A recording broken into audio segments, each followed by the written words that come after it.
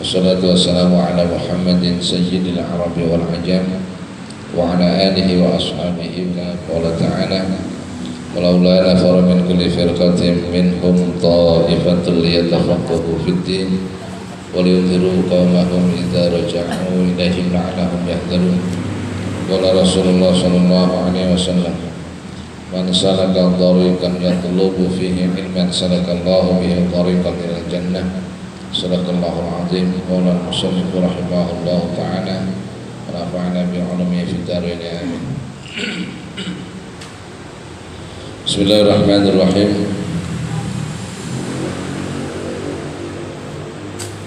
Lanjutkan pada pelajaran kita minggu yang lalu, masih soal al-awrad ba'da salat subuh, wirid setelah salat subuh.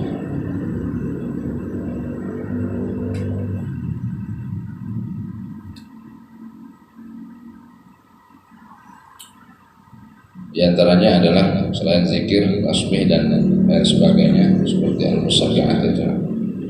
Ada 7 ayat yang dibaca. Ada juga membaca Al-Quran. Kemudian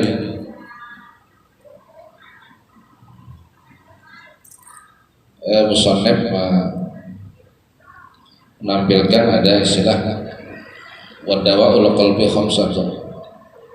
Jadi yang termasuk salah satunya wiridan setelah salat subuh adalah baca Al-Quran. Nah, membaca Al-Quran ini kata si musannif juga salah satu termasuk ada riwayat hadis bahwasanya obatnya hati itu ada 5. Di antaranya adalah yang pertama membaca Al-Quran. Nah, baca Al-Qurannya dengan bitadabburil makna, dengan mentadabburkan maknanya, sehingga orang akan mengerti kandungan Al-Quran. Nah, juga nanti dengan adab membaca Al-Quran. Adab baca Al-Quran itu banyak sekali. Jadi antaranya membaca Al-Quran dengan menghadap kiblat, kemudian dalam keadaan suci pakaiannya, kemudian punya berwudu, kemudian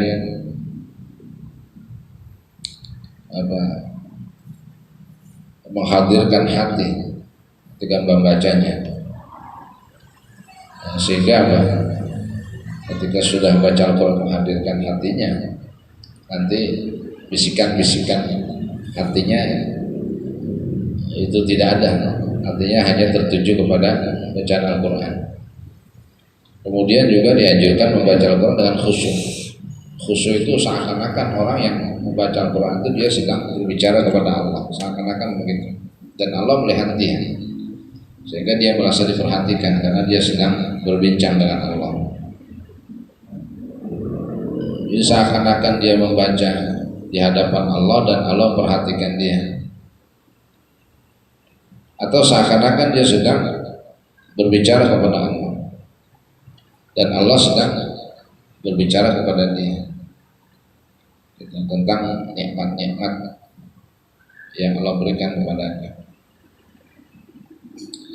Bahkan ada singgungan hadis Nabi, kata Nabi, Iqra'ul Qur'ana wa buku fa illam tabku fatabahu.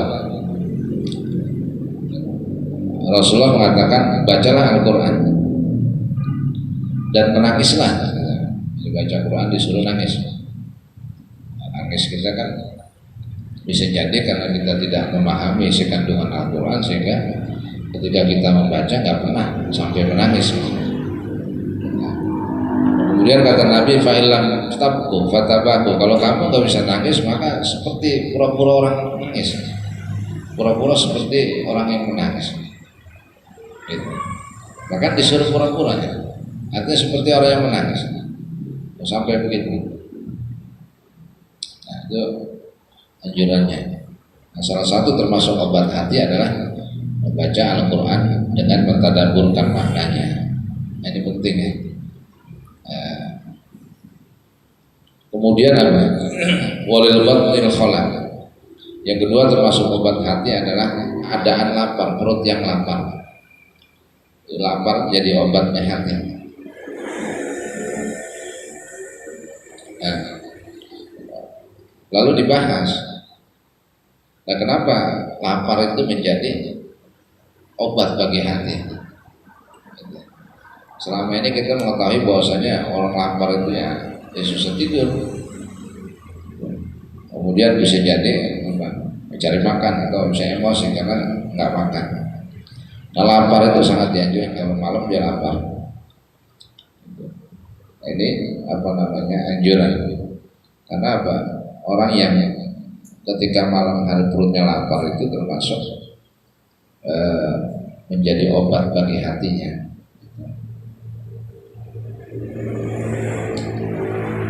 Nah, termasuk ada tambahan dari para ulama apa? Selain 5 jadi obat hati juga halal. Jadi memakan makanan yang halal juga termasuk obatnya hati, dan itu justru menjadi pokok, menjadi pokok dari kesemuanya, keseluruhannya.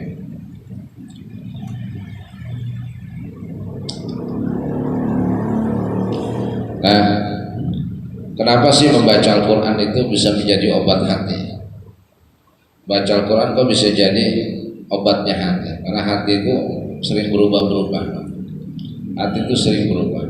Hati itu sering tidak menetap. Sehingga Rasulullah ajarkan kepada kita untuk membaca doa ya muqallibal qulub tsabbit qalbi ala dinik wa ta'atik. Ada anjuran begitu, wahai zat yang membolak-balikkan hati, tetapkanlah hatiku, tsabbit qalbi ala dinik, tetapkanlah hatimu atas agamamu dan dalam ketaatan. Karena hati ini jadi sumber utama semua aktivitas manusia.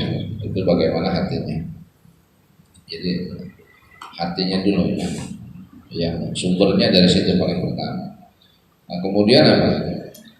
Kenapa Al-Quran itu bisa jadi obatnya hati? Nah, keterangan dikatakan wa inna makana tilawatul Qur'anil azimi min adwibatil qalbi li annahu yansharihu biha wa yastanir wa tahsul lahu al husn. Bahwa membaca Al-Quran itu bisa menjadi obat hati adalah karena Al-Quran itu ketika dibaca, Al-Quran itu bisa menyebar, menerangi, wa yastanir, jadi menerangi dan menyebar ke dalam hati. Sehingga ketika hati itu sudah diterangi oleh nurnya Al-Quran, ketika orang membaca Al-Quran itu hatinya diterangi oleh nurnya Quran. Nah, ketika hati sudah terang dengan cahaya Al-Quran, maka nanti seorang hamba itu, seorang akan timbul dalam hatinya rasa takut kepada Allah. Kemudian rasa susah. Susah itu artinya apa? Susah dirinya, susah hatinya, susah hatinya, dia akan selalu ingin, hatinya selalu ingin dekat kepada Allah. Nah, cahaya Quran kemudian bisa menerangi ke dalam hati itu, kemudian bisa menghasilkan rasa takut dalam hati kepada Allah dan rasa susah diri. Itu dengan syarat ya, dengan syarat semuanya ketika membaca Al-Qurannya itu dengan menjaga adab-adabnya sebagaimana yang sudah dijelaskan. Jadi adabnya mesti khusyuk, mesti suci, pakaian mesti suci, mesti menghadap kiblat, mesti mentadabburkan maknanya, kemudian dan lain sebagainya. Jadi seakan-akan dia menganggap dia sedang membaca di hadapan Allah, Allah melihat dia. Kemudian seakan-akan Allah sedang berbicara dengan dia dan dia sedang berbicara kepada Allah. Itu adabnya semacam itu. Adabnya semacam itu. Nah, Al-Imam Al-Hasan Al-Basri mengatakan, wallahi ma asbahal yawma abdun yatlul qur'ana yu'minu bihi illa kasra husnihi wa qalla farhuhu wa kathura buka'uhu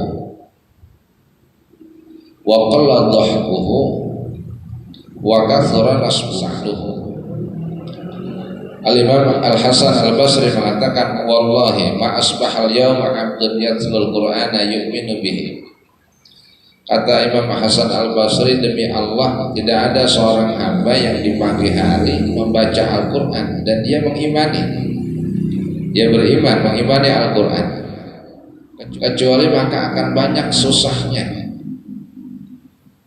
susahnya dan sedikit senangnya. Sedikit senangnya, banyak susahnya, sedikit senangnya, banyak nangisnya dan sedikit tertawanya. Kalau orang sudah bisa memahami Al-Quran dengan maknanya, mentadabburkan. Kalau begitu baca Quran, kalau banyak susahnya mendingan jangan. Bukan susah melarang, bukan, susah hatinya untuk bisa apa? Bisa mengamalkan ucapan nilai-nilai yang ada dalam kandungan Al-Quran. Firman-firman Allah nggak segampang itu kita. Artinya apa? Akhirnya kita nggak sempat. Manusia itu tidak akan sempat untuk banyak tertawa, kemudian tidak sempat untuk banyak istirahat dan lain sebagainya. Karena apa? Karena yaitu bagaimana dia bisa mengamalkan kandungan Al-Quran, firman-firman Allah, ketika dia mampu membacanya dan mentadabburkan maknanya. Ini Al-Imam Hasan Al-Basri mengatakan begitu. Demi Allah tidak ada seorang hamba yang di pagi hari ketika dia membaca Al-Quran dan dia mengimani Al-Quran, kemudian dia baca dengan adab-adabnya, melainkan bahwasanya seorang hamba itu akan banyak susahnya, hatinya akan selalu susah, kemudian sedikit gembiranya, banyak nangisnya dan sedikit tertawanya. Kemudian apa? Dan banyak kesulitannya. Wa qallat rahatuhu, dan akan sedikit senangnya, santainya, sedikit rileksnya. Karena apa? Karena kita ini kalau udah ngikutin firman Allah, kandungan Al-Quran, rasanya sulit untuk senang. Karena kita nggak nyaman artinya apa? Untuk bisa mencapai keimanan, ketakwaan, mengikuti perintah-perintah Allah, larangannya itu nggak ada kesempatan yang lain kecuali hanya beramal aja akhirnya. Nggak ada yang lain kecuali amal, mesti kita berbuat. Dan kita udah nggak punya kesempatan untuk tertawa, senang dan lain sebagainya, nggak ada. Akhirnya semuanya jadi nggak penting. Jadi akan sedikit santainya atau rileksnya, wa batolatu, dan juga sedikit nganggurnya. Dia akan sibuk meraih apa? Dengan cara apa? Amalkan kandungan Al-Quran. Itu salah satunya. Bahkan Wahab bin Ibnul Warid mengatakan, saya melihat dalam beberapa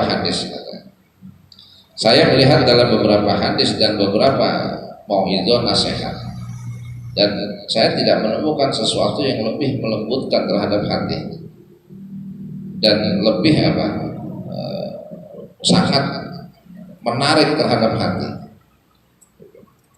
kecuali menarik hati terhadap kesusahan diri daripada membaca Al-Quran, wa tafahumihi wa tadabburihi, memahaminya dan mentadabburkan Al-Quran. Karena nanti kecuali itu, jadi orang itu akan terbawa dengan banyak ayat-ayat perintah Allah, larangan Allah, kemudian banyak ayat-ayat yang menggembirakan kabar gembira, kemudian banyak cerita-cerita orang-orang terdahulu, baik orang-orang yang benar, orang yang soleh, para nabi sebelum Nabi kita Muhammad, ada sejarah-sejarah dan juga tentang siksa-siksa orang-orang yang telah mengkufuri terhadap Al-Quran. Semuanya ada, sehingga kita mengetahui posisi kita, diri kita, kalau kita tadabburkan Al-Quran. Itu yang pertama, baca Quran. Nah kemudian apa? Kemudian masalah lapar. Laparnya perut melaparkan diri. Salah satu obatnya hati itu dengan cara lapar. Jadi perut yang kosong, yang lapar bisa jadi obatnya hati. Nah kenapa sih perut lapar itu bisa jadi ngobatin hati kita?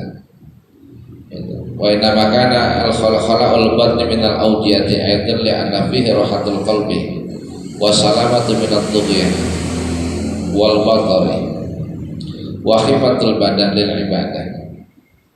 Nah, dengan cara lapar atau dalam kondisi yang lapar, perut kosong, itu bisa menjadi obatnya hati. Kenapa? Karena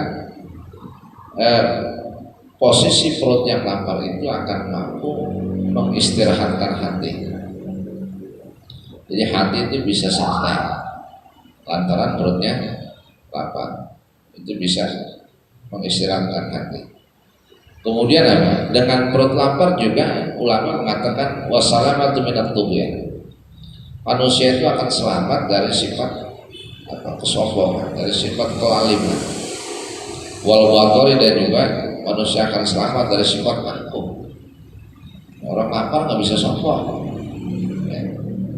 nggak bisa orang lapar sombong, nggak ada tenaganya.